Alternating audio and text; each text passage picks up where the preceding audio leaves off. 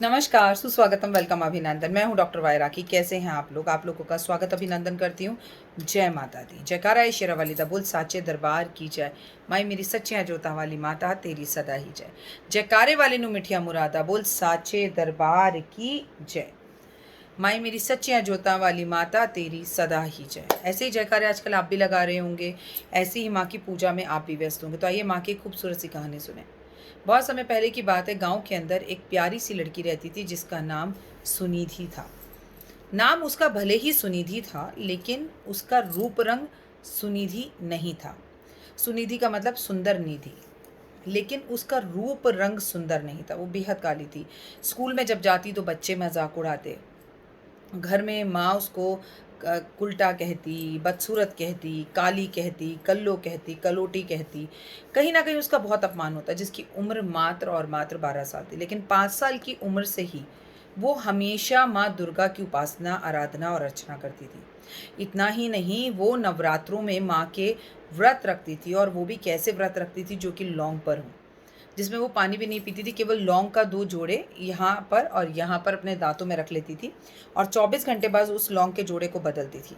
बचपन में मैं भी ऐसे व्रत रखा करती थी, क्योंकि आप जितने छोटे होते हैं, आपकी शक्ति, आपकी इच्छा, आपकी भक्ति उतनी प्रबल होती है। जैसे जैसे उम्र होती है, शरीर साथ नहीं देता।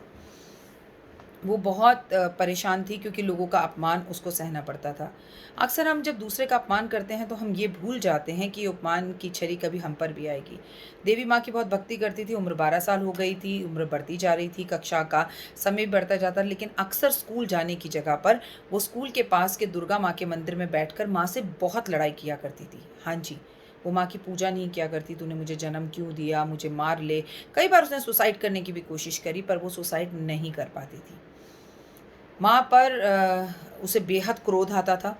पंडित उसकी ये सब चीज़ें देखता, उसे वहीं खाना खाने को देता, फिर वहीं मंदिर में वो झाड़ू लगाती और वहीं अक्सर सो जाती। स्कूल ख़त्म होने के बाद जब घर लौटती तो उससे कोई नहीं पूछता तूने पढ़ाई की है या नहीं की। ये समय सीमा 1 साल तक यूँ ही चलती रही। समय जब बीता, परीक्षा आई, तो मास्टर जी घर आए और बोले कि 1 साल से आपने अपनी बेटी को पढ़ाई करना आना क्यों छुड़ा दिया? ना तो उसकी फ़ीस आ रही है, ना ही वो स्कूल आती है। तो घर वाले बड़े परेशान हुए। घर वालों ने बोला वो तो रोज़ स्कूल जाती है, घर का काम भी नहीं करती, घर छुड़ाती है, तो फिर ये जाती कहाँ है? एक दिन माता पिता ने पीछे छुप छुप कर उसका पीछा किया, तो देखा कि स्कूल के पास का एक मंदिर है, जहाँ पर वो साफ़ सफाई कर रही है, भगवान से लड़ाई कर रही है, भगवान की सेवा करे, तमाम तरह की ये बातें भगवान के साथ वो कर रही है। माँ को अपने ऊपर बेहद शर्म आई, लेकिन माँ ने कहा यहाँ सर पीटने से कुछ भी नहीं होगा। 1 साल से तू दुर्गा माँ के करीब आ रही है, तब भी तेरा भविष्य खराब ही है। समय बीतता चला गया, समय बीतता चला गया। अक्सर हमारे साथ भी होता है ना, हमारा बड़ा अपमान होता है, हमारे दोस्त हमारा मजाक उड़ाते हैं, ज़िंदगी हमारा मजाक उड़ाती है, ऑफिस में कुलीग्स हमारा मजाक उड़ाते हैं, हमारा मनोबल टूट जाता है, हमारी तबीयत खराब हो जाती है, हम भगवान से भी नाराज़ हो जाते हैं, उसके दर भी जाना छोड़ देते हैं, उससे लड़ते भी हैं। लेकिन एक भक्त की भक्ति देखिए, इस बच्ची ने भगवान के दर पर जाना बिल्कुल नहीं छोड़ा। वो उनसे लड़ती थी, गुस्सा होती थी, पर उनकी जाकर सेवा ज़रूर करती थी, उनके लिए पूजा पाठ ज़रूर करती थी, उनके साथ कहीं न कहीं कनेक्शन में और जुड़ी हुई रहती थी। तो ये उसकी भक्ति थी। भक्ति हमेशा घी का दिया जलाने से नहीं होती है, भक्ति होती है अटूट विश्वास दिखाने से। समय बीतता गया, उसने स्कूल जाना बिल्कुल ही बंद कर दिया। वो मंदिर में रहती और पंडितों से मंत्र पढ़ती। अब वो 14 साल की हो चुकी थी। उसके घरवाले उसे कुछ कहते, लेकिन वो नहीं सुनती। उसका रूप रंग वैसा का वैसा ही काला था। एक बार घोर, बहुत घोर जिसे कहते हैं ना, इतना ज़्यादा वाला जो है गाँव के अंदर ऐसा सैलाब आया जिसने पूरे गाँव को हिला कर रख दिया। एक ऐसा सूखा आया कि सब लोग गाँव को छोड़कर जाने लगे। लेकिन ये बच्ची, इसके सपने में माँ दुर्गा आई और माँ ने कहा कि सबको मना करो कि ना जाएं, और मेरे को एक नारियल और चुन्नी अर्पण करें, गाँव के अंदर वर्षा हो जाएगी। इस बच्ची ने घर घर जाकर सबको ये बात बोलने की कोशिश करी, पर कोई भी नहीं उसकी बात माना, और सबने अपनी पैकिंग कर ली कि हम ये गांव छोड़कर बैलगाड़ी में बैठ कर के हमें जाना ही पड़ेगा। वो बच्ची, उसने कहा ठीक है, तुम्हें जाना है जाओ, लेकिन दूसरे शहर, दूसरे गांव जाकर भी कहाँ बसोगे, क्या करोगे? मेरी बात मानो तो कहीं मत जाओ। लेकिन बच्ची की बात किसने सुनी? तो एक व्यंग करते हुए शख्स ने बोला, तू तो बड़ी माँ की भक्त बनती है, तू तो बड़ी क्रूरूप है, तेरे को माँ ने आकर ऐसा बोला है, तो जा तू ही नारियल और चुन्नी माँ को अर्पण कर दे, शायद तेरे लिए बारिश हो जाए और हम सब यहीं पर रह जाएं। उस बच्ची ने बड़ी आस्था और विश्वास के साथ एक नारियल पेड़ से तोड़ा, उसे पैसे खरीदने के नहीं थे, और अपनी ही चुन्नी का आंचल तोड़ कर, फाड़ कर, काट कर उसने उस नारियल में लपेट कर माँ को अर्पण कर दिया। जो ही उसने नारियल और चुन्नी माँ के मंदिर में अर्पण करी, बैलगाड़ी पर लाखों लोग सवार गांव छोड़कर जाने के लिए बिल्कुल तैयार थे।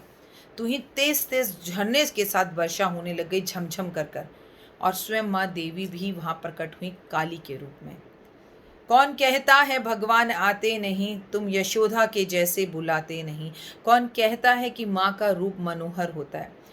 ताकि रही भावना जैसी, प्रभु मूरत देखी तिन तैसी। वो बच्ची काली थी, इसलिए माँ काली के रूप में माँ ने दर्शन दिए। कहते हैं ये एमपी का एक मंदिर है, आज भी ये मंदिर एमपी में कहीं स्थिर है, और यहाँ काली माँ की पूजा होती है। और यहाँ पर वर्षा के लिए स्पेशल खासकर माँ को नारियल और चुन्नी अर्पण किए जाते हैं ताकि खेती बाड़ी अच्छी हो। सारे गांव वाले वहीं रुक गए, उस बच्ची से माफ़ी मांगी, और सब लोग भक्ति भाव से माँ को नारियल और चुन्नी चढ़ाने लगे। आप माँ को नहीं मानते होंगे, आप नवरात्रों को भी नहीं मानते होंगे, बिल्कुल मत मानिए, लेकिन कम से कम किसी भक्त का मजाक बिल्कुल ना उड़ाएं आप। उम्मीद करती हूँ आपको ये कहानी पसंद आई होगी। फिलहाल मुझे इजाज़त दीजिए, अपनों का ध्यान रखिएगा। जय माता दी। इंस्टाग्राम पर हर रोज़ का एक उपाय मैं आपको बता रही हूँ, उसे ज़रूर देखें। और माँ के घर में देर है पर अंधेर नहीं।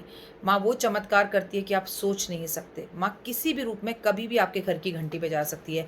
आपकी किस्मत किसी भी वक्त पलट सकती है। कहने को दिया मत जलाइए, कहने को गाय के घी का इस्तेमाल मत कीजिए, कहने को लौंग का जोड़ा मत चढ़ाइए। एक बार दिल से नाराज़ होकर भी उसको पुकारो, उसकी पूजा करते रहो। जब भगवान हमारा साथ नहीं छोड़ता तो हमें भी भगवान का साथ नहीं छोड़ना चाहिए।